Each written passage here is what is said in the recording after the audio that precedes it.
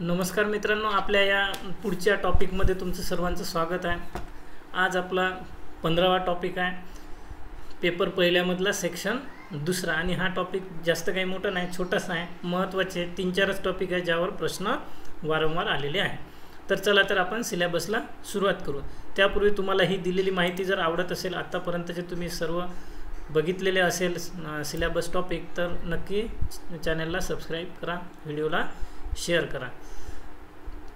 पुढचं टॉपिक आहे आपला 13वं शतक। आता 13व्या शतकापर्यंत काय काय झालं होतं, आपण सध्या मध्ययुगामध्ये आहो। आतापर्यंत आपण भारतामध्ये राजपूतांचं शासन संपलं होतं, त्यानंतर वेगवेगळे क्षेत्रीय राज्य संपले होते, भक्ती परंपरा संपली होती, त्यानंतर भारतामध्ये इस्लामांचं आगमन झालं होतं, त्यांनी वेगवेगळ्या परिसरात आपल्या सत्ता निर्माण केल्या होत्या, इथपर्यंत आपण आलेलो आहोत। आता वेगवेगळ्या परिसरात सत्ता निर्माण केल्या होत्या म्हणण्यापेक्षा आक्रमण केलं होतं, सत्ता अजून निर्माण व्हायच्या।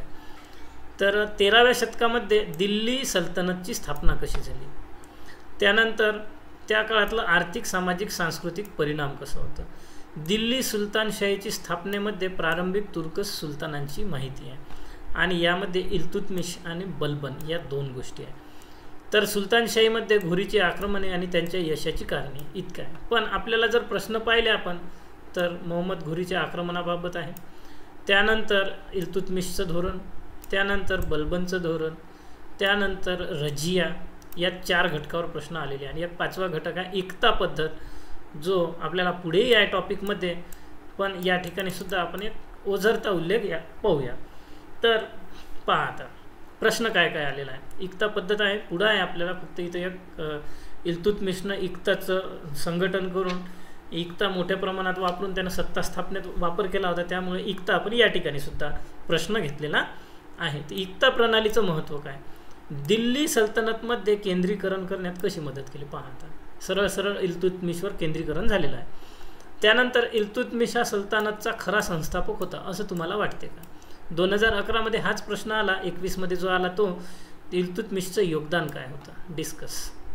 त्यानंतर तुर्की आक्रमणाविरुद्ध भारतीय राजांचा पराभव का झाला, त्याची कारणं काय होती। त्यानंतर वैयक्तिक महत्त्वाकांक्षेने आणि अंतर्गत कला आणि संघर्ष चालू होता, त्यामुळे घुरीला आमंत्रण मिळाले। पुन्हा जे होतं पराभवाची कारणे तेच जवळजवळ हा थोडाफार मिळता जुळता, फक्त उत्तराचं जी पद्धत आहे, जे दिशा आहे ती चेंज होईल, कंटेंट सेम राहील। त्यानंतर तराई व चानावरच्या लढाईने तुर्की राजवटीचा पाया घातला। पुन्हा आपण या ठिकाणी तराई म्हटलं तर 1192, जे घुरी आणि राजपूत यांच्यामध्ये झाली होती। त्यानंतर बलबनचं रक्त आणि लोखंड यांचं धोरण, पुन्हा बलबनवर प्रश्न, इल्तुतमिश, बलबन, त्यानंतर पराभवाची कारणे, बस या 4च घटकावर प्रश्न फिरतात। मंगोल धोक्याचा सामना करण्यासाठी बलबनचे उपाय, पुन्हा बलबन। त्यानंतर कोणत्याही अडथळ्याला न जुमानता रजियानं आपलं स्थान कसं मजबूत केलं, रजिया। त्यानंतर तुर्क ए चेहलगानी म्हणजे 40 अमीरांचा जो समूह होता, यांचा रोल काय होता, सुलतानाशी संबंध काय होते, पुन्हा बलबन, बलबनचा राजेशाही सिद्धांत, समस्या व त्यांनी मिळवलेले यश। त्यानंतर तुर्क, अफगाण, मुघल यांचे राजपूत यांच्याकडून का पराभूत झाले, म्हणजे प्रश्न कुठे आहे, इल्तुतमिश, बलबन, रजिया आणि पराभूत का झाले, हे 4 घटक आहे, यावर प्रश्न या टॉपिकमध्ये वारंवार आलेले आहेत। चला तर आता आपण मेन कंटेंटकडे जाऊया। त्याआधी काही आहे का, हा स्त्रोत आहे। स्त्रोत कोणकोणते आहे, तर तुर्क आक्रमण झालं होतं, आपण पाहिलं 17 स्वाऱ्या झाल्या होत्या।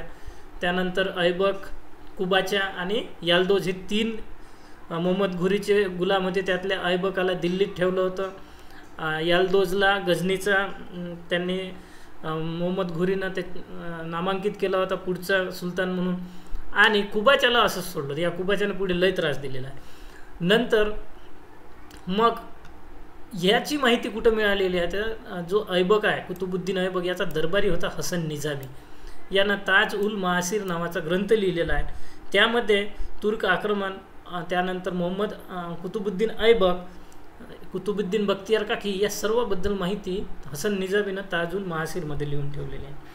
त्यानंतर फक्र मुदब्बिर नावाचा एक ग्रंथकार होता, तो सुद्धा यांचा दरबारी होता कुतुबुद्दीन ऐबकाचा। पुढे त्यानंतर ऐबकाचा जावई आला इल्तुतमिश, यांच्याबद्दल माहिती लिहून ठेवलेली आहे मिन्हाज-उस सिराजनं. त्यानंतर याची मुलगी इल्तुतमिशची रजिया आली, यांचीसुद्धा माहिती मिन्हाज-उस सिराजनं लिहून ठेवलेली आहे. म्हणजे या रजियाबद्दल तर मिन्हाज-उस सिराज असं म्हणतो की किती मोठं दुर्दैव आहे की या बाईमध्ये योग्य प्रशासनाचे सर्व गुण आहे, पण ती फक्त स्त्री असल्यामुळे अमीर तिला स्वीकारत नाही, त्यामुळे ती जास्त काळ शासन करू शकली नाही. म्हणजे रजियाचं गुणगान यानं गायलेलं आहे. त्यानंतर बलबन यांच्याबद्दल पूर्ण माहिती बर्नी यांनी लिहिलेली आहे. तर बलबन हा तुर्की चेहलगानीचे 40 अमीर होते, त्याच्यापैकी एक होता. ही सर्व माहिती बर्नी यांनी लिहून ठेवलेली आहे. तर आता आपण सिलेबस पाहिला, सिलेबसमधले प्रश्न पाहिले. प्रश्न कोणते आले आहे तर राजपूतांची लढाई पराभूत झाले आणि तुर्क विजयी का झाले. त्याच्यानंतर पुढचं काय होतं इल्तुतमिश, त्यानंतर रजिया, त्यानंतर बलबन, एवढे प्रश्न आलेले आहेत. तर आपण टॉपिक वाईज पुढे जाऊया. तर का पराभूत झाले आणि तुर्क का जिंकले. राजपूत का कमी लढाकू होते का. नाही, राजपूत खूप लढाकू होते, म्हणजे प्रचंड लढाकू. मैदान रक्ताचा शेवटचा थेंब आटेपर्यंत लढणारे लोक. पण तरीही यांचा पराभव झाला. कारण काय तर तुर्कापुढे राजपूतांचा पराभव एका कारणाने नाही झाला, विविध कारणं आहे. सैन्याची कारणं आहे, काही सामाजिक कारणंसुद्धा आहे, काही धार्मिक कारणं आहे, राजकीय काही कारणं आहेत. तर पहिला कारण आहे विघटित राजपूत सामंत, त्याच्या विरुद्ध निष्ठावंत तुर्क सरदार. तुर्कामध्ये वांशिक भेदभाव होता. तुर्क वंश मानायचा, वरिष्ठ कनिष्ठ वेगवेगळ्या वंशाचे. पण आपल्या राज्याशी तुर्क एकनिष्ठ होते. या उलट राजपूतामध्ये सामान्यत जे होते त्यांच्या नातलगातील किंवा रक्तनात्यातील लोकांना भूमी अनुदान दिले होते. त्यामुळे वेगवेगळे सामंत गटबाजी करून राहत होते, कारण ते रक्ताच्या नात्याच्या आधारे त्यांना भूमी अनुदान मिळालं होतं. मग हे लोक जेव्हा संधी मिळेल त्यावेळी जो त्यांचा राजा आहे त्या राजाला निष्ठा दाखवण्याच्या ऐवजी स्वतः स्वतंत्र होण्याचा प्रयत्न करत होता. म्हणजे फंडामेंटल्स यांच्या वेगळ्या पद्धतीचे असल्यामुळे राजाशी एकनिष्ठ नव्हते. याच्या विरुद्ध तुर्क जे होते सरदार, हे लोक आपल्या राजासोबत एकनिष्ठ होते. दुसरं आहे राजपूतामध्ये जी भूमी अनुदान मिळालं होतं ते रक्तसंबंधाशी मिळालं होतं, आत्ताच आपण बघितलं. पण सुलतानाकडून जी इक्ता मिळत होती ही वांशिक नव्हती, तर ही कर्तृत्वावर आधारित होती. म्हणजे एखादा खूप कर्तृत्ववान सरदार असेल तर त्याला छोट्या भूमीचा इक्ता देण्याच्या ऐवजी खूप मोठ्या भूभागाचा इक्ता दिला जात होता. मग याला इक्तदार म्हटलं जायचं आणि याला मुक्ती किंवा वली म्हटलं जायचं. मग हे कर्तृत्वानं दिलं जायचं. म्हणजे राजपूतामध्ये अनुवंशानं दिलं जात होतं, तर तुर्कामध्ये कर्तृत्वानं दिलं जात होतं. मग कधी कधी काय व्हायचं, इक्ता पद्धतीत अनुवंशिक भूराजस्व किंवा प्रशासकीय किंवा सैन्य अधिकार मिळत असल्याने एखाद्या वेळी अयोग्य व्यक्तीच्या हाती जर नेतृत्व गेलं, ज्याला सैनिक क्षमता नाही, ज्याच्याकडे प्रशासकीय कौशल्य नाही, तर तो सैन्य संघटनामध्ये नेतृत्व करण्यात अपयशी होऊ शकते. या उलट इक्ता पद्धतीमध्ये सुलतान कर्तबगार सरदाराला नेतृत्व बहाल करत होता. त्यामुळे अशा परिस्थितीत राजपूत या तुर्क सुलतानापुढे टिकू शकले नाही. तुर्कामध्ये तुलनात्मक प्रगतिशीलता होती, कारण तत्कालीन हिंदू समाज हा एका डबक्यात साचलेल्या पाण्याप्रमाणे तुंबलेल्या अवस्थेमध्ये होता. वर्णपद्धतीमुळे आपसी मतभेद भरपूर होते, त्यामुळे राजपूत वर्णव्यवस्थेने बंदिस्त समाज झाला होता. तुर्कामध्ये मात्र तुलनात्मकदृष्ट्या प्रगतिशील होता. खूप जास्त ओपन समाज होता वगैरे असं नाही म्हणता येत, पण तुलनात्मकदृष्ट्या यांच्यापेक्षा बरे. आता आपल्याला कसं म्हणता येईल, कारण राजपूत या ज्या परिसरामध्ये राज्य करत होते त्या परिसरामध्ये उत्तर राजस्थान, पंजाब या परिसरात जाट, मीना या लढाऊ समूहसुद्धा होत्या. पण नंतरच्या काळात त्यांना कुवर्णाचा दर्जा दिला गेला होता. मग जाट आणि मीना यासारख्या ज्या लढाकू जमाती होत्या यांना राजपूत सैन्यापासून प्रारंभी दूर ठेवण्यात आलं, किंवा जर सेवेत घेतलं तरी कनिष्ठ कामं दिल्या गेले. त्यामुळे हे लढाकू असूनसुद्धा यांच्यामध्ये समानतेचं तत्त्व नव्हतं, आणि त्यामुळे हे त्या जो राजपूत राजा आहे यांच्याशी एक संघ होऊ शकले नाही. वांशिक भेद असूनसुद्धा इस्लामी तुर्कामध्ये तुलनेनं प्रगतिशील समाज होता, कारण नवीन ठिकाणी युद्धावर गेल्यावर आपण जिंकल्यानं आपल्याला काहीतरी काहीतरी भेट म्हणून मिळणार, काही ना काही आपली प्रगती होईल, काहीतरी खालच्या पदावरून वरच्या पदावर जाऊ. यासोबतच त्यांच्यामध्ये समानतेचं तत्त्वसुद्धा असल्याने तुलनात्मक प्रगतिशीलता जास्त होती. यामुळे सुद्धा राजपूत सैन्य मागं पडलं तुलनेनं. त्यानंतर तुर्कांमध्ये युद्ध म्हणजे जिहाद होता, म्हणजे युद्धाला धर्माचं स्वरूप होतं. राजपुतांमध्ये मात्र धार्मिक मतभेद होता, कारण राजपुतामध्ये प्रत्येक राजपुतामध्ये आपापल्या वैयक्तिक परंपरा, धार्मिक रीतिरिवाज त्यांनी डेव्हलप केलेले होते. धर्माच्या नावाने तुर्क आक्रमणे करत होते. जिहाद समजून युद्ध रणांगणावर ते उतरत होते. आणि युद्ध खेळताना सुद्धा आपण युद्ध जिंकून जर त्या ठिकाणी मरण पावलो किंवा त्या ठिकाणी शहीद झालो तर वीर मरण म्हणून ते लोक आनंदानं स्वीकारायचे आणि युद्ध विजय वीर मरणाला सुद्धा ते महत्त्व द्यायचे. म्हणजे थोडक्यात युद्धाला जिहादाचं स्वरूप तुर्कांनी दिलं होतं. या उलट राजपूत या समाजामध्ये वर्गीय उच्च नीचता होती. जाती जातीमध्ये सैन्य विभाजित झालेले होते. रक्त नात्यावर आधारित सरदारांना भूमी अनुदान दिल्यामुळे राजपूत वेगवेगळ्या गटात विभागले गेले आणि ते कधी एक होऊ शकले नाही. त्यामुळे एक असणाऱ्या तुर्काच्या पुढे यांचा निभाव लागला नाही. तुर्कांचे सैन्य संघटने मजबूत होतं. खूप युद्ध केल्यामुळे यांचा सराव भरपूर होता. आणि जर समजा युद्ध आपण पराभूत होणार अशी स्थिती निर्माण झाली असल्यास तुर्क काय करायचे, आपल्या सैन्यांना त्या मैदानावरून परत जाण्यास सांगायचे. पण मात्र राजपूत सैन्य काय करायचे, यांना युद्धाचा पाहिजे तसा सराव नव्हता. ऐन वेळेवर मांडलिक राजांकडून सैनिक मागवून घ्यायचे आणि युद्ध करायला जायचे. अशा युद्धाच्या वेळी कसलेल्या सैनिकापुढे यांचा पराभव निश्चित होता. मग हे लोक माघार घेण्याऐवजी प्राणांतिक लढा द्यायचे, वीरमरण स्वीकारायचे मैदानावर. आजही राजपुतांचे वीरमरणाचे गीत गायले जातात. तुर्क मैदानी युद्धात तरबेज होते. मैदानी युद्ध खेळण्यात तराईचं युद्ध आहे, तर राजपूत किल्ला लढवण्यात तरबेज होते, वाकबगार होते. त्यामुळे तराईचा जो युद्ध झाला 1192 मध्ये, यामध्ये तुर्क सरशी ठरले. तुर्कांकडे आधुनिक मंजनिक नावाचे नाप्त्याचे वेगवेगळे शस्त्र होते, ज्याच्या माध्यमातून युद्ध करणं त्यांना सोपं जात होतं. आता तुर्क आणि राजपुतांच्या बाबतीत तराईच्या लढाईत काय झालं की तराईची लढाई भारतामध्ये झाली होती, म्हणजे युद्धभूमी भारत होती. या परिस्थितीत समजा तुर्क पराभूत झाले तर तुर्कांचं काय नुकसान होणार, काहीच नाही, गमावण्यासाठी काहीच नाही. पण राजपूत राजे जर पराभूत झाले तर राजपूत राज्याला आपलं जीवही गमवावं लागत होता, राज्यही गमवावं लागत होतं. ह्यामुळे तुर्कांना भरपूर बेनिफिट असल्याने तुर्कांची इच्छाशक्ती दुर्दम्य होती जिंकण्याची.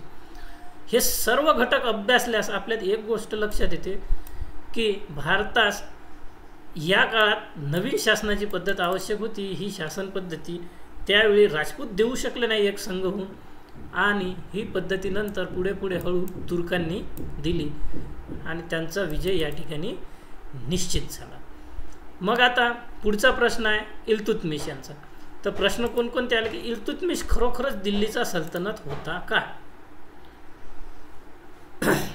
जर होता तर इल्तुतमिशचं त्या सल्तनतमध्ये योगदान काय? तर इल्तुतमिश हा अमीराद्वारे नियुक्त केलेला सुलतान होता. त्यामुळे त्याच्या खलिफाची सुलतान पदाची वैधानिक मान्यता सुद्धा होती. त्याला खिल्लत मिळाली होती खलिफाकडून. कारण ज्यावेळी 1210 मध्ये कुतुबुद्दीन ऐबक मरण पावला त्यावेळी आरामशाह हा त्याचा मुलगा राजा झाला होता. पण हा पाहिजे त्या प्रमाणात कर्तृत्ववान नसला ना. दिल्लीच्या परिसरामध्ये, दिल्ली राज्यामध्ये त्यावेळी अराजकता माजल्याने जे अमीर होते, हे अमीर यांनी इल्तुतमिशला आमंत्रण करून सुलतान होण्याची संधी दिली होती. मग या इल्तुतमिशने आरामशहाला पराभूत केलं आणि स्वतः राजा झाला होता 1211 मध्ये. पुढे 1236 पर्यंत हा राजा राहिला. मग इल्तुतमिशचं काय योगदान होतं, तर राजकीय योगदान काय होतं, त्यानंतर आर्थिक योगदान काय होतं आणि प्रशासकीय योगदान काय होतं, ह्या गोष्टी आपल्याला पाहायच्या आहे.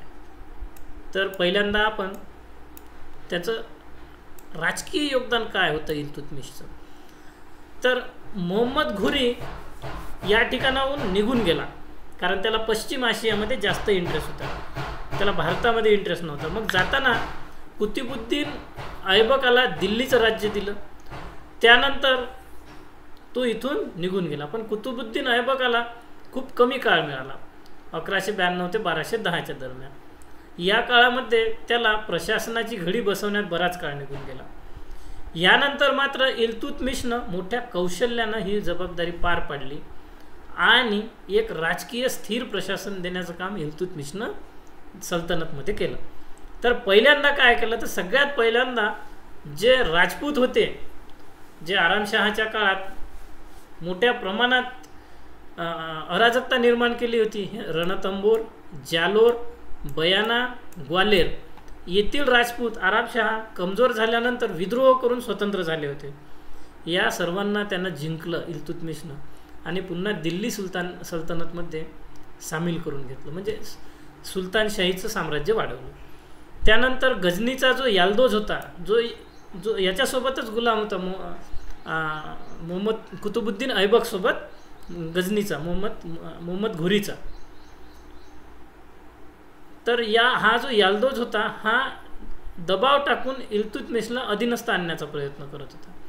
मग इल्तुतमिशनं एक कटकारस्थान म्हणा किंवा मोठ्या हुशारीने संप्रभुता त्याची स्वीकारली, म्हणजे त्याला अंतर्गत त्याच्या संप्रभुता स्वीकारली. पण तराईच्या युद्धात त्याला पराभूत केलं 1215मध्ये. मग मोहम्मद घुरीचा दुसरा एक दास होता, जसा कुतुबुद्दीन ऐबक होता, याल्दुज होता. कुतुबुद्दीन ऐबक तर मरण पावला होता. याल्दुजला यानं पराभूत केलं तराईच्या युद्धात इल्तुतमिशनं. पण कुबाचा हा तिसरा महत्त्वाचा दास होता मोहम्मद घुरीचा. यानं वायव्येकडील सल्तनतचा भाग जिंकला आणि शासन सुरू केलं होतं. त्याला पराभूत केलं या कुबाच्याला, सिंधू नदीमध्ये बुडवून मारून टाकलं. मग अशा प्रकारे पहिल्यांदा राजपुताचा बंदोबस्त लावला. त्यानंतर त्याचे जे त्याच्यासोबत वागत होते सल्तनत फोडण्यासाठी असे गुलाम जे होते मोहम्मद घुरीचेच, हे 2 गुलाम कुबाचा आणि याल्दोज या दोघांनाही पराभूत केलं. आता तिसरा प्रश्न होता मंगोल, कारण मंगोल हे फार शक्तिशाली होते त्या काळात. मंगोलांनी एक मोठं साम्राज्य इस्लामांचं ख्वारिझम याला पराभूत केलं होतं आणि तिथला जो राजकुमार होता हा राजकुमार इल्तुतमिशकडे राजाश्रय मिळवण्यासाठी आला होता. जर समजा इल्तुतमिशने इमॅजिन करा त्याला शरण जर दिलं असतं तर असं म्हणतात की मंगोलांनी दिल्लीवर आक्रमण केलं असतं आणि दिल्ली नष्ट करून टाकली असती, कारण याआधी यांनी लाहोर नष्ट केलं होतं मंगोलांनी. पुढचे 20 ते 25 वर्ष लाहोर उभारणीसाठी लागले होते, तर दिल्ली नष्ट झाली असती. म्हणून इल्तुतमिशनं काय केलं की या ख्वारिझमचा जो राजकुमार होता याला राजाश्रय दिला नाही आणि त्यामुळे मंगोल आक्रमक दिल्लीकडे आलेच नाही आणि दिल्लीला सुरक्षित ठेवण्यात इल्तुतमिश यशस्वी झाला. त्यानंतर त्याचं 5वं उद्दिष्ट होतं, पहिलं राजपुताचं पाहिलं आपण, दुसरं याल्दोजचं पाहिलं, तिसरं कुबाच्याचं पाहिलं, चौथं मंगोलांचं पाहिलं. आता 5वं आहे अली मर्दान खान. बंगालमध्ये यानं विद्रोह केला होता आणि स्वतःच खिल्लत प्राप्त करून घेतली होती खलिफाकडून, म्हणजे स्वतःच तो सुलतान झाला होता बंगालमध्ये. या अली मर्दान खानला 1231मध्ये पराभूत केलं आणि बंगालला सल्तनतमध्ये विलीन केलं. आता हे सगळं केल्यानंतर राजपूत स्वतःच्या अंतर्गत घेतले, कुबाच्याचा वायव्य भाग घेतला, त्यानंतर मंगोल आक्रमणापासून दिल्ली ताब्यात घेतली, बंगाल ताब्यात घेतलं. म्हणजे बंगाल, राजपुताना, पूर्ण वायव्य भारत एवढ्या भागात आता प्रशासन व्यवस्थित लावायचं होतं. मग ते प्रशासन लावायचं कसं, ते यानं तुर्क-ए-चेहलगानी नावाचं 40 अमीर, चेहलगानी 40 अमीरांचा एक संघ निर्माण केला. मग यांनाच तुर्क-ए-चेहलगानी, कारण हे 40च्या 40ही तुर्क होते. कॉर्प्स ऑफ 40, 40 तुर्क एकत्र आणलेली. हे 40 तुर्क जे होते हे म्हणजे केंद्रीय नोकरशाहीचे घटक झाले त्यानंतर. म्हणजे तुर्क-ए-चेहलगानी काय होते तर केंद्रीय नोकरशाही वर्ग होता तो. मग आता प्रॉब्लेम असा झाला की राजपुतानामध्ये अमीर होते, बंगालमध्ये अमीर होते, वायव्य भारतात अमीर होते आणि आता केंद्रीय नोकरशाही हे 40ची निर्माण केली. तर या 40नं काय करायचं आणि त्या अमीरांनी काय करायचं, तर या केंद्रीय नोकरशाहीची कामं वाटून दिली आणि अमीर यांचं काम वेगळं ठेवलं. म्हणजे या दोघांमध्ये सत्ता संतुलन निर्माण करण्याचं काम केलं. त्यामुळे अमीर हे स्वतंत्र होऊ शकत नव्हते आणि जे जर समजा स्वतंत्र होण्याचा प्रयत्न केला तर हे जे तुर्क 40 होते हे त्यांना रिप्लेस करू शकत होते. म्हणजे अशा प्रकारचं सत्ता संतुलन निर्माण करण्याचं काम या इल्तुतमिशनं मोठ्या हुशारीनं केलं. कारण अमीर कधीच इल्तुतमिशला पदावरून काढू शकत होते. अमीर इतके पॉवरफुल झाले होते. तर पुढे मिनाज उस सिराजच्या मतानुसार तुर्काचा एक गट होता हा तुर्के चेहलगानी. मोजके आणि हुशार तुर्क दास जे होते यांना या गटामध्ये नियुक्ती केली होती. त्यांच्या मते हे 25 होते, पण बऱ्याच इतिहासकाराच्या मते हे 40 होते. त्यामुळे तुर्के चेहलगानी हे नाव त्यांनी दिलं होतं. इतिहासकार यांची संख्या 40 सांगतात. आणि हे महत्त्वाचे प्रशासकीय पदावर नियुक्त केल्या गेल्या होत्या. भूस्वामी अमीर जे होते, ज्यांच्याकडे जमिनीची अमीरात होती, तर भूस्वामी अमीरांसोबत यांचं मतभेद होऊ नये यासाठी सत्ता संतुलन साधण्याचं काम इल्तुतमिशनं केलं होतं. यासोबतच जे शमसी अमीर होते, अशा 2000 शमसी अमीरांना गंगा यमुनाच्या दोआब क्षेत्रामध्ये जहागिरी प्रदान केली आणि त्यांना सैन्य सेवेमध्ये सामील करून घेतलं होतं. म्हणजे थोडक्यात तुर्के चेहलगानी काय होतं, 40 तुर्क होते, यांना केंद्रीय नोकरशाहीचा भाग घेतले होते, भाग म्हणून घेतलं होतं. यांच्याकडे प्रशासकीय काम दिलं होतं. त्यानंतर भूस्वामी जे अमीर होते, जमीन मालक, यांच्यासोबत यांचं मतभेद होऊ नये म्हणून या दोघांचं सत्ता संतुलन स्थापन केलं गेलं होतं. अशा प्रकारचे तुर्के चेहलगानी होतं. न्यायव्यवस्था कशा पद्धतीची होती, तर 31 नगरामध्ये काजीची नियुक्ती केली गेली नगरामध्ये काजीची नियुक्ती केली गेली होती. आणि संपूर्ण जो क्षेत्र आहे सल्तनतचा, यासाठी एक पद निर्माण केलं होतं, अमीर ए दाद नावाचं. नगरामध्ये काजी कार्यरत होते आणि पूर्ण केंद्रीय सल्तनतचा अमीर ए दाद होता. त्यानंतर आर्थिक योगदान यांनी दिलं होतं. तर आर्थिक योगदान कोणतं होतं, सगळ्यात महत्त्वाची गोष्ट, मानक प्रकारच्या मुद्रेचं संचालन केलं होतं इल्तुतमिशनं. मग मानक मुद्रा कोणती होती, तर टंका, चांदीची टंका होती, आणि जितल होतं तांब्याचं. अशा 2 प्रकारच्या मुद्रा व्यापारासाठी इल्तुतमिशनं इश्यू केल्या होत्या. मग हे सगळं योगदान इल्तुतमिशचं होतं. राजकीय योगदान होतं, राजपुतांना, त्यानंतर बंगालचा अली मर्दी खान, कुबाच्या आणि यालदोज या सगळ्यांना व्यवस्थित लावलं. त्यानंतर मंगोलापासून सुरक्षित ठेवलं. त्यानंतर तुर्के चेहलगानीच्या माध्यमातून प्रशासकीय घडी व्यवस्थित बसवली. त्यानंतर न्यायव्यवस्था काजी आणि अमीर ए दाद आणला. त्यानंतर आर्थिक योगदानामध्ये टंका आणि जितल आणलं. या सगळं योगदान इल्तुतमिशनं दिलं आणि सल्तनतचा पाया घातला. त्यामुळे सल्तनतचा खरा संघटनकर्ता हा इल्तुतमिश ठरतो, ज्यावर पुढे बलबनने त्याची सल्तनत उभारली आणि खिलजी घराण्याने तर साम्राज्य उभारलं होतं. तर इल्तुतमिशचं मूल्यांकन, क्रिटिकल ॲनालाइज कसं करता येईल आपल्याला. इल्तुतमिशनं जे 40 तुर्क चेहलगानी निर्माण केलं होते, 40 अमीरांचं किंवा 40 तुर्कांचं, हे 40 तुर्क त्याच्या काळामध्ये त्याला मदत केली. कोणाला, इल्तुतमिशला. मोठ्या प्रमाणात यांनी साम्राज्य विस्तार आणि साम्राज्य स्थिर करण्यामध्ये मदत केली. पण ज्यावेळी इल्तुतमिशचा मृत्यू झाला त्यावेळी हे केंद्रीकृत नोकरशाही विसरून गेले आणि त्याऐवजी किंग मेकरचं काम करू लागले. म्हणजे यांनी मग सुलतानाचं पदच कमजोर करून टाकलं. यांनी रजियाला काम नाही करू दिलं किंवा बलबनला सुद्धा त्रास देण्याचं काम यांनी केलं होतं पुढच्या काळामध्ये. थोडक्यात तुर्क चेहलगानी हे इल्तुतमिशनं जे स्थापन केलं हे त्यानं स्वतःचं साम्राज्य स्थिर केलं, पण येणाऱ्या काळामध्ये दुसऱ्या राज्यासाठी मात्र तुर्क चेहलगानी त्रासदायक झाले. इल्तुतमिश प्रांतीय व स्थानिक प्रशासनाचा ढाचा विकसित करू शकला नाही. केंद्रामध्ये तुर्क चेहलगानी आणलं, पण प्रांतामध्ये स्थानिक प्रशासनात तितकं काही योगदान देऊ शकला नाही.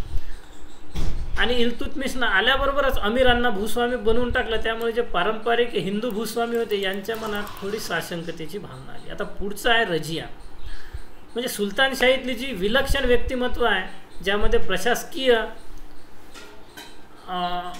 विलक्षण व्यक्तिमत्व म्हणजे रजिया होय.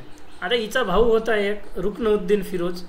हा फिरोज त्यावेळी इल्तुतमिशनंतर राजा झाला होता, पण याच्यामध्ये प्रशासकीय योग्यता नसल्याने त्याची आई दिल्लीचा प्रशासन पूर्ण सांभाळायची. मग यावेळी दिल्लीमध्ये पूर्ण अराजकता निर्माण झाली होती. या अराजकतेचा फायदा घेऊन, प्रजेचं सहकार्य घेऊन सुलतान पदावर रजिया विराजमान झाली 1236 मध्ये. आता रजिया ही एक महिला होती. 1236 म्हणजे आता इमॅजिन तिला किती अडथळे आले असेल, किंवा जे अडथळे आले त्या अडथळ्याच्यावर तिनं कसं यश मिळवलं असेल. तर तिला कोणते अडथळे आले पहिल्यांदा ते पाहू. पहिला अडथळा, रजियाला इल्तुतमिश तिचे वडील होते, तिचं समर्थन होतं त्यांचं. पण मोठा प्रॉब्लेम आहे जे इल्तुतमिश यांनी तुर्की चेहलगानी निर्माण करून ठेवलं होतं.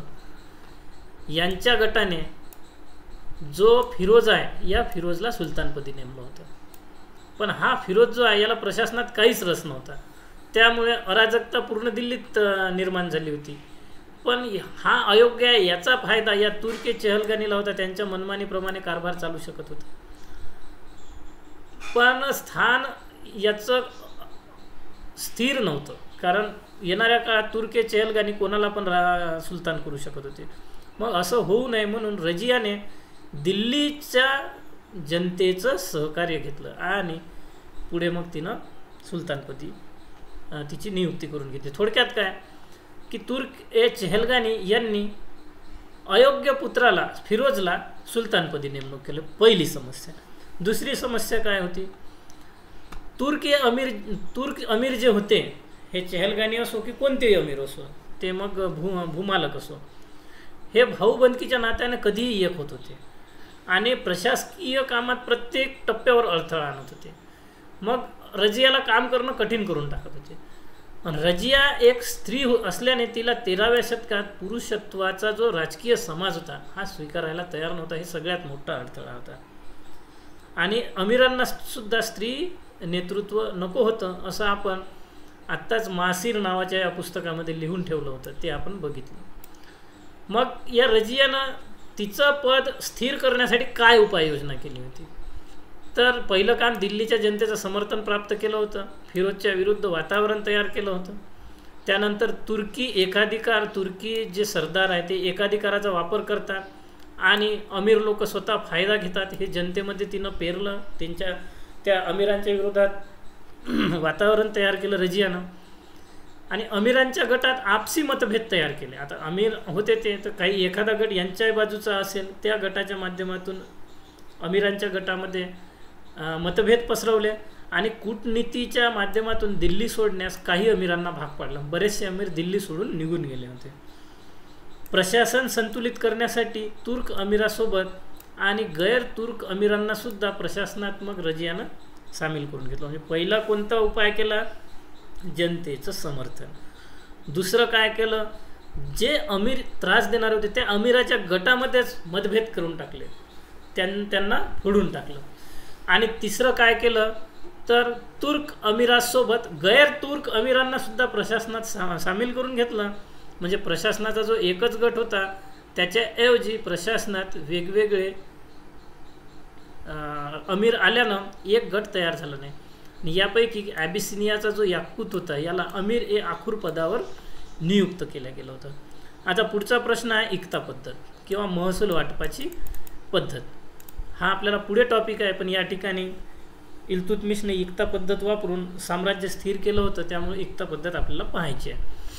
तर इक्ता पद्धत म्हणजे काय, तर सुलतान इल्तुतमिशनं सरदार, कुलीन, अमीर, प्रशासकीय अधिकारी यांना राज्याच्या केलेल्या सेवेच्या मोबदल्यात देण्यात आलेलं प्रादेशिक काम आहे. हे समजा एखादा प्रशासकीय अधिकार आहे, तो जर सरकारसाठी सल्तनतसाठी काही काम करत असेल तर जी सेवा देत असेल तर त्याला एक प्रादेशिक काम द्यायचं, त्याच्या बदल्यात त्याला मोबदला मिळत होता. पण अधिकाऱ्याला एखादं प्रादेशिक काम देणं म्हणजे इक्ता होय. मग समजा छोटंसं एक तालुका असेल किंवा एवढा मोठा एक विभाग असेल किंवा जिल्हा असेल, याच्यावर एक इक्तदार नेमायचा आणि ह्याच्यावर एक मुक्ती नेमायचा. मग हे जे यांना पद द्यायचे हे म्हणजे या ठिकाणचे इक्ता, हा ठिकाणचा मुक्ती आणि या ठिकाणचा इक्तदार.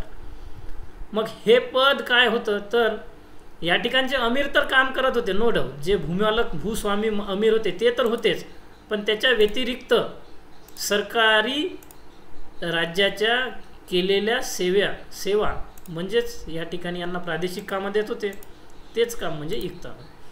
मग ह्या ज्या यांना प्रादेशिक जबाबदाऱ्या अधिकाऱ्यांना निश्चित केल्या जात होत्या यांना महसूल दिला जात होतो. रोख वतन देण्याऐवजी महसूल दिला जातो. महसूल कोणतं? तर हे लोक या प्रदेशातून महसूल जमा करत होते आणि स्वतःच्या सैन्याचा खर्च भागवत होते. आणि जे अतिरिक्त आहे उरलेलं उत्पादन, ज्याला फवाजील शब्द वापरलेला आहे, हा केंद्रात पाठवत होते. मग याचा फायदा कोणता झाला की जे स्थानिक हिंदू अमीर होते किंवा स्थानिक हिंदू आपल्या भाषेमध्ये आपण रगड शेतकरी ज्याला म्हणू, गावाचे एखाद्या प्रदेशातले, यांच्याकडे जे अतिरिक्त उत्पादन होत होते, हे जे इक्तदार किंवा मुक्ती आहे, हे लोक त्यांच्याकडून अतिरिक्त उत्पादन घेऊन जात होते. त्यामुळे हे स्थानिकचे जे हिंदू जमीनदार आहे यांना मोठं होता आलं नाही, कधीच मोठं होतं आलं नाही. त्याच्यामुळे हे लोक नियंत्रणात राहिले. मग साहजिकच आहे, राजपूतांना इथून पुढे वर डोकं काढता आलं नाही. मग मोठा इक्ता जो असेल त्याला मुक्ती किंवा वली म्हटलेला आहे. थोडक्यात प्रांताचा प्रमुख हा त्याच्याकडे सेनासुद्धा ठेवत होता. मग या सेनेचा खर्च आणि स्वतःचा खर्च हा ते जे इक्ता आहे किंवा ते जे मुक्ती आहे याच्यातून काढून घेत होता. उरलेला पैसा हा सुलतानाकडे पाठवला जात होता. आता या ठिकाणी लक्षात ठेवण्यासारखी गोष्ट आहे की इक्तदार जो आहे किंवा मुक्ती जो आहे तो जमिनीचा मालक नव्हता. त्यानंतर ही ज्या ठिकाणी तो इक्तदार काम करत होता, हे अनुवंशिक हक्क त्याला मिळत नव्हते. हे हक्क तो हस्तांतरितसुद्धा करू शकत नव्हता. थोडक्यात सुलतानाच्या जोपर्यंत मर्जीत आहे तोपर्यंत हा इक्तदार किंवा मुक्ती त्या ठिकाणी काम करत होता. त्याची बदली नंतर दुसऱ्या प्रदेशात हा सुलतान करत होता. 3 ते 4 वर्ष तो एका परिसरात राहू शकत होता. अशा प्रकारे इक्ता पद्धत म्हणजे महसूल गोळा करण्याची किंवा महसूल वाटप करण्याची ही एक पद्धत होती, ज्यामध्ये राजासाठी केलेली जी सेवा आहे त्याच्या मोबदल्यात प्रादेशिक कामं मिळत होती. प्रादेशिक कामं, राजाची प्रादेशिक केलेली कामं, याच्या बदल्यात त्यांना मोबदला मिळत होता. आता मग या इक्तामध्ये केंद्रीकरणाची प्रवृत्ती होती का, प्रश्न हा सुद्धा आलेला आहे. तर मुक्तींना याबाबत सियासतनामामध्ये निजामुल मुल्क तुसी यानं काही नोंदी करून ठेवलेल्या आहे इक्ताबद्दल. तर सियासतनामामध्ये काय म्हणतात निजामुल मुल्क तुसी, मुक्तींना हे माहीत असायला पाहिजे की सुलतानांनी त्यांना लॉ अँड ऑर्डरसाठी नेमलेले आहे. त्यांचा प्रजेवर कोणताही अधिकार नाही.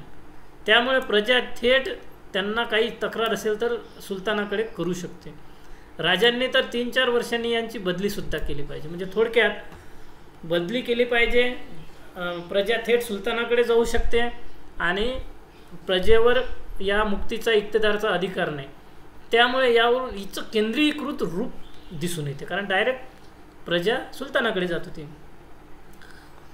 मग केंद्रीकृत रूप कुठून दिसते याचं, तर मुक्ती किंवा इक्तेदार जो आहे तो स्वतःची सेना ठेवत होता. मुक्ती इक्तेदार नव्हता ठेवत, मुक्ती ठेवत होता मोठ्या प्रदेशाचा.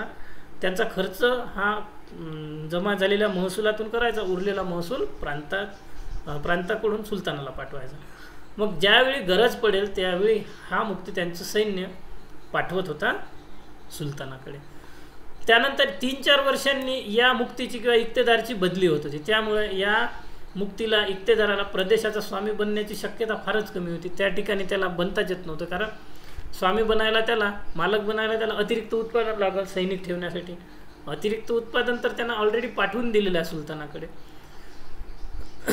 या सुलतानामार्फत हे जे मुक्ती आहे किंवा इक्तदार आहे यांचं जमा झालेला जो महसूल आहे किंवा खर्च झालेला महसूल आहे, सुलतानाकडे पाठवलेला महसूल आहे, यांचं ऑडिट करण्यासाठी येणाऱ्या काळात ख्वाजा वगैरे पदं निर्माण केल्या गेली पुढच्या काळात. म्हणजे केंद्राकडून यांचं ऑडिटसुद्धा होत होतं.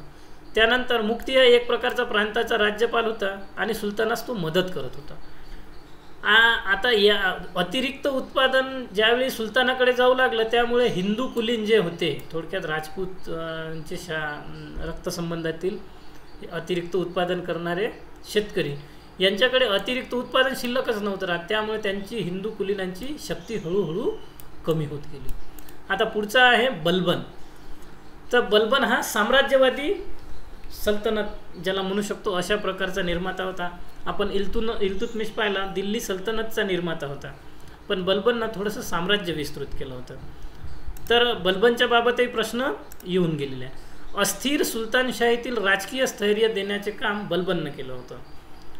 त्याचा राजेशाही थाट पाहण्यासाठी 100 ते 200 कोसहून लोक यायचे. हिंदू राणा आणि राजासुद्धा बल्बनच्या राजेशाही थाटाला प्रभावित झाले होते असं बर्नीनं वर्णन करून ठेवलेलं आहे. म्हणजे बर्बननं राजपदाला मोठं रूप दिलेलं होतं, राजेशाहीला थाट दिला होता. थोडक्यात काय, राजत्वाचा सिद्धांत. बर्नीच्या मते हेच होतं की त्याचा राजाचा थाट पाहायला लोक येत होती 100-200 कोसाहून. म्हणजे राजत्वाचा सिद्धांत त्याचा काय म्हणतो, तर सुलतानपदाला शक्ती आणि सन्मान प्राप्त करून देण्यासाठी इराणी राजत्वाची पद्धत बल्बननं स्वीकारली. बल्बनचं मत होतं की राजा हा ईश्वराची छाया होय, म्हणजे नियाबती एक खुदाई होय. तर राजा हा ईश्वराचा प्रतिनिधी होय. राजपद हे छाया, तर राजा हा प्रतिनिधी होय. राजपद नियाबत एक खुदाई, तर राजा हा जिलिये इलाही. म्हणजे स्वतःला इराणी योद्ध्याचा वंशज त्यानं म्हणून घेतलं होतं. अफरासियाब हा जो इराणचा योद्धा होता, या योद्ध्याचा वंशज त्यानं म्हणून घेतलं होतं. वास्तविक तर तुर्के चेहलगानीचा अमीर होता, पण त्यानं स्वतःचं राजत्व सिद्ध करण्यासाठी, याआधी सुद्धा आपण बघितलं की जो मौर्य राजा अशोक होता, यानं देवनाम प्रियदस्सी म्हणून एक छाप सोडली होती जनतेमध्ये, देवाचा प्रिय राजा.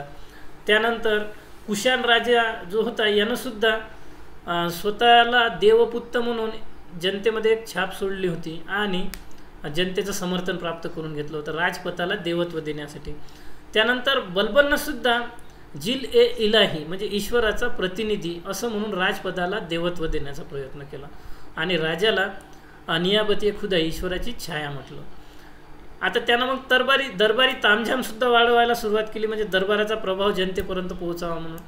मग दरबारात येणाऱ्या प्रत्येकासाठी सिजदा आणि पायबोस ही पद्धत सुरू केली. सिजदा आणि पायबोस काय आहे, तर सिजदा म्हणजे डोके वाकवून नमस्कार करणे आणि पायबोस म्हणजे पायाचं चुंबन घेणे, ही पद्धत चालू केली. यामुळे राजा हा वर बसलेला असायचा या ठिकाणी कुठेतरी, आणि येणारा माणूस कुठेतरी इथं असायचा. मग हा माणूस इथून नमस्कार घालायचा या राजाला, यातून राजा श्रेष्ठ आणि जनता कनिष्ठ अशा प्रकारचं एक किंवा अमीर कनिष्ठ आणि राजा श्रेष्ठ यांच्यामध्ये हा एक फरक दिसून आला इतका की कनिष्ठ आणि श्रेष्ठतेचा, आणि राजाला श्रेष्ठपद बल्बननं प्राप्त करून दिलं. त्यानंतर मोठ्याने हसणे त्यानं निषिद्ध केलं आणि राज दरबारामध्ये शालीनतेनं वागण्यावर भर दिला. स्वतः दारूसुद्धा सोडून दिली. नेहमी राजकीय पोशाखामध्ये हा दरबारात हजर राहत असायचा. त्याने अमीरांना सुद्धा तसेच आदेश दिले होते. नीच व्यक्ती, विदूषक, नर्तकी या व्यक्तीपासून राजाने दूर राहावे असं तो म्हणत होता. याच्याबद्दल तर असं वर्णन करतात की नीच व्यक्ती जर याला दिसला तर रागाने बल्बनचे डोळे लालबुंद व्हायचे. म्हणजे इतका यानं राजपदाला दैवी रूप दिलं होतं. त्यानंतर दिवाण ए अरीज, अमीरांची शक्ती कमी करण्यासाठी हे सर्व चाललं होतं बल्बनचं. तर सुलतानांची मजबूत स्थिती करण्यासाठी स्वतंत्र सैन्याचा विभाग बल्बननं सुरू केला होता. तुर्की वंशश्रेष्ठतेची यानं घोषणा केली आणि अमीरांच्या बदल्यासुद्धा यानं केल्या होत्या. न्यायव्यवस्थेचे संतुलन स्थापण्यासाठी आधी मुक्ती होते, छोटे इक्तदार होते. मुक्ती आणि वलीवर नियंत्रण ठेवण्यासाठी ख्वाजाची नियुक्ती केली. म्हणजे हा ख्वाजा काय करायचा, ऑडिट जे म्हटलं होतं आपण इल्तुतमिशच्या काळात, मुक्ती जो होता मोठ्या प्रांताचा प्रांतपती गव्हर्नर, याचा खर्चाचा महसुलाचा ऑडिट करायचा हा ख्वाजा. अशा प्रकारे बल्बननं मग राजेशाहीला एक गंभीर स्वरूप दिलं होतं, जे 14व्या शतकातल्या फ्रान्सच्या लुईनं देण्याचा प्रयत्न केला होता.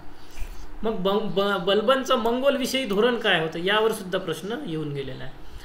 तर 1250च्या दरम्यान मंगोलांनी एक घोषणा केली होती की चीन, इराक, सिरिया जिंकणे, आणि यावर लक्ष केंद्रित करायचं असेल तर पैसे पाहिजे, आपल्याला संपत्ती पाहिजे, रिसोर्सेस पाहिजे. मग हे रिसोर्सेस आणायचे कुठून, तर जे मंगोलांचे सेनापती होते, या सेनापतींना मंगोल राजांनी आदेश दिले होते की तुम्ही भारतात त्या परिसरात जाऊन लूट करून ही संपत्ती जमा करावी असे सूचित केले होते. मग आता त्यावेळी बल्बनच्या आधी बल्बन 1266ला आला, पण त्यावेळी 1260 ते 65च्या दरम्यान ह्या सगळ्या घडामोडी होत होत्या. त्यावेळी बल्बन हा तुर्की चेहलगानीचा सदस्य होता, त्यावेळी तो अमीर होता. मग हे सगळं त्याला माहीत होतं. मग त्यानं काय केलं, इराणचा जो मंगोल इल खान हल्कू हा राजा होता, याच्याकडे एक दूत पाठवला होता मंगोल राजाकडे. आणि मग याचा परिणाम असा झाला की मंगोलांनी सुद्धा बलबनच्या दिल्लीच्या दरबारात दूत पाठवला. या दूताचं भव्य स्वागत बलबननं केलं. पण एक बलबनच्या फेवरची या काळात घटना अशी घडली की मंगोलचे सैन्य इजिप्त सैन्याकडून 1260ला पराभूत झालं. मंगोलांचा पराभव झाला. 1266ला बलबन सुलतान झाल्यानंतर याने पुढे ह्या घटना माहीत असल्यामुळे दिल्ली न सोडण्याचा निर्णय घेतला आणि दिल्लीचं सैन्य मजबूतीकरणावर भर दिला. थोडक्यात मंगोल या दिल्लीपासून दूर ठेवण्याचा त्यानं प्रयत्न केला. यासाठी दिल्ली आणि लाहोर, मुलतान याच्यामध्ये अंतर ठेवलं. इथं जर या ठिकाणी जर दिल्ली आहे तर लाहोर आणि मुलतान या ठिकाणी त्यानं एक स्वतंत्र किल्ले निर्माण केले. आणि या किल्ल्याच्या माध्यमातून बलबन दिल्लीला सुरक्षित ठेवण्याचा प्रयत्न करत होता. बियास ही नदी मंगोला थोपवण्यासाठी महत्त्वाचं एक रेषा होती, बियास ही नदी. मग या बियास नदीच्या परिसरात बलबनने 3 किल्ले निर्माण केले, बटिंडा, सुनम आणि सामना. या 3ही किल्ल्यावर मोठ्या प्रमाणात दारुगोळा रेडी करून ठेवला. त्यानंतर जे लाहोर शहर मंगोलांनी उद्ध्वस्त केले होते त्या लाहोर शहराची पुन्हा निर्मिती केली होती बलबननी. आणि त्या ठिकाणी मुलतान आणि लाहोरला संरक्षणासाठी प्रिन्स मुहम्मद, त्याचाच मुलगा बलबनचा, याला नियुक्त केले. आणि हा जवळजवळ नेहमी मंगोलाशी युद्ध करण्यात बिझी राहायचा. शेवटी त्यातच त्याचा मृत्यू झाला. पण ज्यावेळी प्रिन्स मुहम्मद या युद्धात मरण पावला त्यावेळी शाही सैन्य येत असल्याची बातमी मंगोलाला मिळाली. त्यामुळे यांच्याकडे इजिप्तमध्ये पराभूत होण्याचा अनुभव होता. तर यांनाही वाटलं की दिल्लीची सुलतानशाही आता फार ॲडव्हान्स झालेली आहे, त्यामुळे ते मंगोल त्या ठिकाणी सैनिक घेऊन आपले पळून गेले.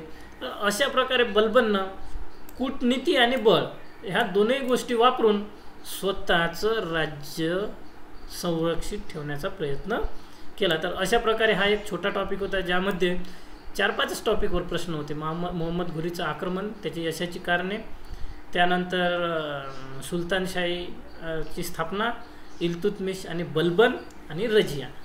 तर आशा आहे तुम्हाला नक्की हा टॉपिक आवडला असेल तर पुढील लाईव्ह सेशन अटेंड करण्यासाठी लाईक, कमेंट आणि सबस्क्राईब नक्की करून ठेवा. धन्यवाद.